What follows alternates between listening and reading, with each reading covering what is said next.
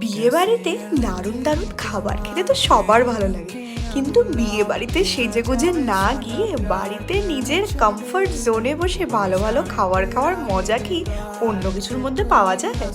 আসলে ওই দিন আমার বাবার দুখানা নেমন্তন্ন ছিল।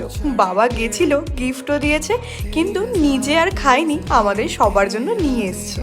এটা আমাদের ছোটবেলা থেকে একই রকম। বাবার একার কোথাও নেমন্তন্ন থাকলে বাবা নিজে একা খেতেও না, সব আমাদের জন্য নিয়ে আসতো। আর আমরাও বরাবরই ওয়েট করে থাকতাম বাবা কখন আনবে। আর এবারটা তো আমার মনেই ছিল না, এক্সপেক্ট না করে যখন কিছু পাওয়া যায় কি ভালোই না লাগে। এই ছুটিতে আমরা কিন্তু সালার মুভিটা দেখেও নিয়েছি। তারপর আমি আর অয়ন মিলে গেছিলাম পাঞ্জাবি সিলেক্ট করতে। কত রকম যে দেখেছি তার ঠিক নেই, তাও বাবার জন্য একটা পছন্দ হয়েছে, অয়নের এখনো মন মতো হয়নি।